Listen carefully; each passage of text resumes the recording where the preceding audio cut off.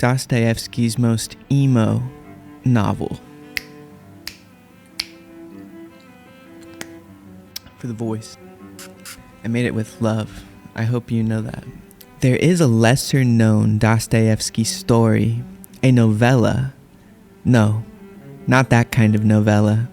A short novel, about 120 pages, called White Nights. It's been making the rounds on Book Talk more recently, and people have quite varied reactions to it, either moved deeply by the love story or torn apart by it. People have very mixed feelings on the ending. It is the subject of a lot of talk. For my part, I was very drawn to the main character, a somber soul, always in his own head. And yet, he's not nihilistic, he is very sweet. He is truly sweet, which may be why the story ends how it ends. I won't tell you yet, because that's a spoiler. I'll leave that until the end of this video, and you can decide if you want to read the book first, and then come back to this video later to hear my thoughts on the ending. The point is, though, that this character is truly Dostoyevsky's most emo character, and I want to explore that. The novella struck me as oddly different from anything I've ever read, and I've read every Nicholas Sparks book ever written. Know what I'm saying? Yeah, I don't either. I'm kind of embarrassed about that, actually. But this story captures a unique character type that is rarely seen in fiction. Someone I could identify with because I grew up most of my life in my daydreams, getting entirely lost and even loving my imagination, my internal world, more than the real world. And honestly, I've never seen a character written in such a way that I could truly identify until I came across this novella. It is this beautiful story about this young man who is a loner in every sense of the word. He lives alone. He lives off his inheritance, but doesn't have a family. He doesn't work. And he goes on walks all about the town, but he never talks to anyone. At most, he nods. He nods and even speaks to the houses on the street on which he lives. He feels quite attached to them. They are like his only friends. He says he can sense when they're about to be renovated because the houses tell him. Here's a clip from the audiobook. I know the houses too. As I walk along, they seem to run forward in the streets to look out at me from every window and almost to say, "Good morning, how do you do? I am quite well, thank God, and I am to have a new story in May." Or, "How are you? I'm being redecorated tomorrow." Or, "I was almost burnt down and had such a fright." And so on. I have my favorites among them. Some are dear friends. One of them intends to be treated by the architect this summer. I shall go every day on purpose to see that the operation is not a failure, God forbid.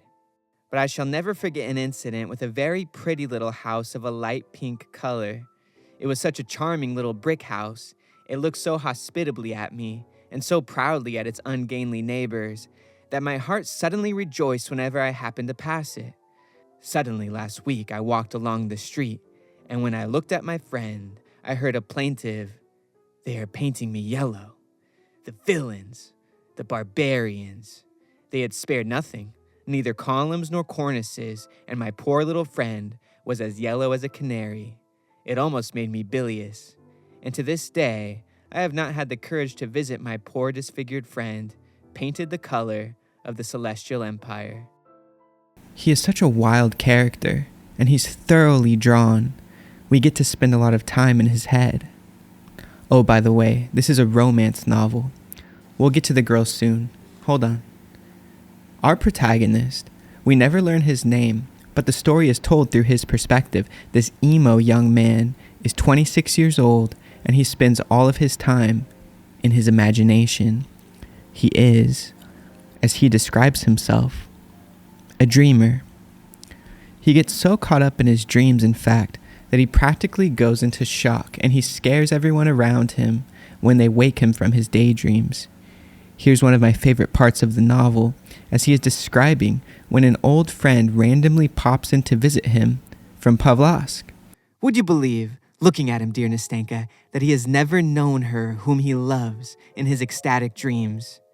Can it be that he has only seen her in seductive visions, and that this passion has been nothing but a dream? Surely they must have spent years hand in hand together, alone the two of them, casting off all the world and each uniting his or her life with the other's. Surely when the hour of parting came, she must have lain sobbing and grieving on his bosom, heedless of the tempest raging under the sullen sky, heedless of the wind which snatches and bears away the tears from her black eyelashes. Can all of that have been a dream? And that garden, dejected, forsaken, run wild, with its little moss-grown paths, solitary, gloomy, where they used to walk so happily together, where they hoped, grieved, loved each other so long and so fondly. And that queer ancestral house, where she spent so many years lonely and sad, with her morose old husband, always silent and splenetic, who frightened them, while timid as children they hid their love from each other. What torments they suffered, what agonies of terror, how innocent, how pure their love. And how, I need hardly say, Nastenka, malicious people were. And good heavens, surely he met her afterwards, far from their native shores, under alien skies in the hot south, in the divinely eternal city, in the dazzling splendor of the ball, to the crash of the music, in the palazzo. It must be in the palazzo, drowned in a sea of lights on the balcony, wreathed in myrtle and roses, where, recognizing him, she hurriedly removes her mask and whispering, "I am free," flings herself trembling into his arms, and with a cry of rapture, clinging to one another, in one instant they forget their sorrow, and their parting and all their agonies, and the gloomy house and the old man, and the dismal garden in that distant land, and the seat on which, with a last passionate kiss, she tore herself away from his arms, numb with anguish and despair. Oh, Nastenka, you must admit that one would start, betray confusion, and blush like a schoolboy who has just stuffed in his pocket an apple stolen from a neighbor's garden, when your uninvited visitor, some stalwart lanky fellow, a festive soul fond of a joke, opens your door and shouts out as though nothing were happening, "My dear boy, I have this minute come from Pavlovsk." My goodness, the old count is dead. Unutterable happiness is close at hand, and people arrive from Pavlovsk. Okay, so he's an interesting character. After it's set up how much of an emo loner he is, and that he is quite out of sorts with himself and the world around him, he sees a girl crying at the canal in Petersburg. Oh, Nastenka. She becomes the love interest, of course. He saves her from the untoward approach of a dirty old man, and then they're off to the races. And so is our protagonist. He hasn't spoken to another human being in so long, least of all a beautiful girl who is around his age, that he launches into rambling speech with Nastenka. The words pour out of him haphazardly.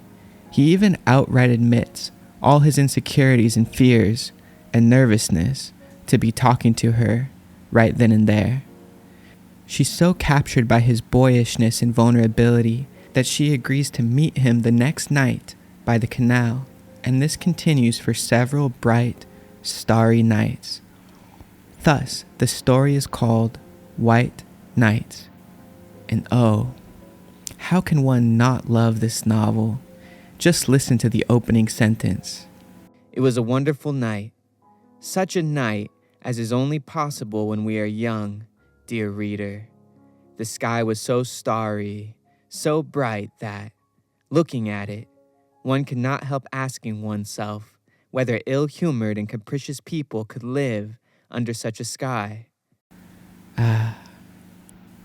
Nastenka, for her part, has lived a very similar life to our main character. She's trapped too.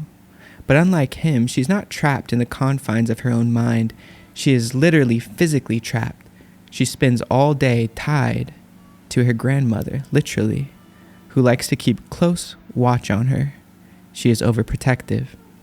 Nastenka explains that she's been slipping away from her grandmother only recently and coming to the canal every night in hopes to meet a man who had lived and rented out the extra bedroom in her house.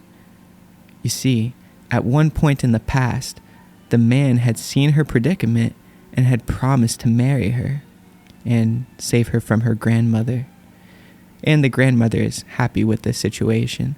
But first, the man must go off to attend to business, and then he'll come back in 1 year to make good on his promise. Well, now, it's been 1 year. She doesn't hear from him the whole time he's gone. But recently, she heard he's back in town. So, and this is where things start getting quite deep and relatable to any man who is sweet, but also in love with a girl who doesn't quite return his love. Our main character, even though he is fast falling in love with Nastenka, says he will help her get this man who has made this promise to her. In other words, our protagonist kind of friend zones him. But what is unique about the story is that Nastenka is falling in love with our man. And he is definitely in love with her, and he does admit it to her. So, you see, he's not a simp. He's courageous enough to admit it. So, who will she choose? And if she doesn't choose our man, then how will that affect his pure and strange and deep and imaginative soul? That is the question. Okay, before I spoil the ending, I want to tell you that I loved this novella story so much that I made it into an audiobook. In fact, the clips I played earlier, that was me. Yay! I listened to all the other audiobook productions of this story and I just didn't like them. The characters are actually quite difficult to nail, so I created my own dramatized version, acting out the story, using my acting background. Theater, crocodile, alligator. I don't know why I said that. My bad. It was an old trend. I will eat a crocodile. I love that line from Hamlet. That's all beside the point. I'll put the link to my version of the audiobook in the notes, and I hope you will get it and enjoy it and weep with me, and not for me, but, with me. I really gave it my all. I got into the characters' heads and really went for it. So, spoiler alert time. The ending. Pause here and listen to the audiobook and come back. Okay? Are you still here? Are you gone? Are you still here? Holding for General Hux? Okay, the ending. The tragic ending.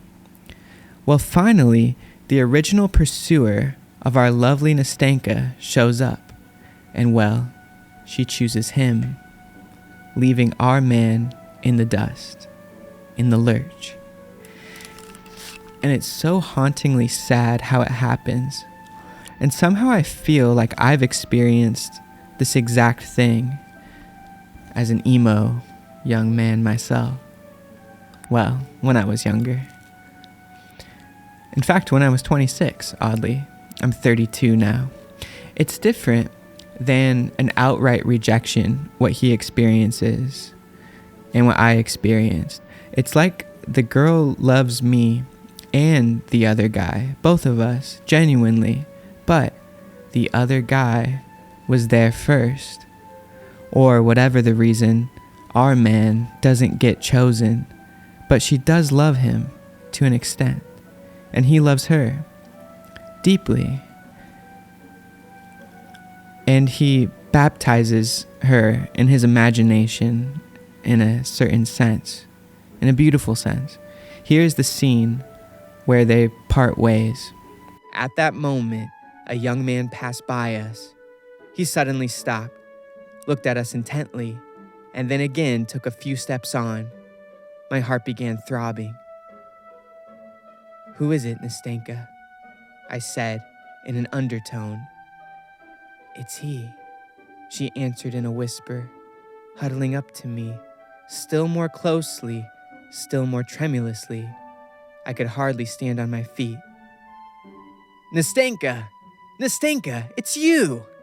I heard a voice behind us, and at the same moment the young man took several steps toward us. My God, how she cried out, how she started, how she tore herself out of my arms and rushed to meet him. I stood and looked at them, utterly crushed. But she had hardly given him her hand, had hardly flung herself into his arms, when she turned to me again, was beside me again, in a flash. And before I knew where I was, she threw both arms round my neck and gave me a warm, tender kiss. Then, without saying a word to me, she rushed back to him again, took his hand, and drew him after her. I stood a long time looking after them. At last the two vanished from my sight. And then, as the novel's wrapping up, he has this to say about her and their moment of shared love.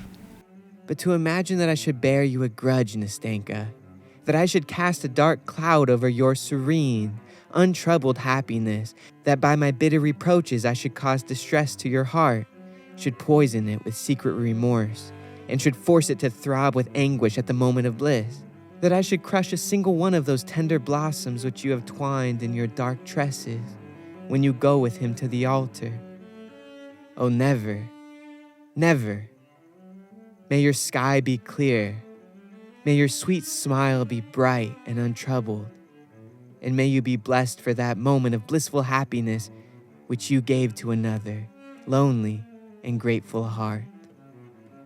My God, a whole moment of happiness. Is that too little for the whole of a man's life? And that's about the end. When I first read this story, and when I acted it, I couldn't help but cry. I think from the purity of it all. To me, I was kind of glad she chose the other man, because she really did change our protagonist's life.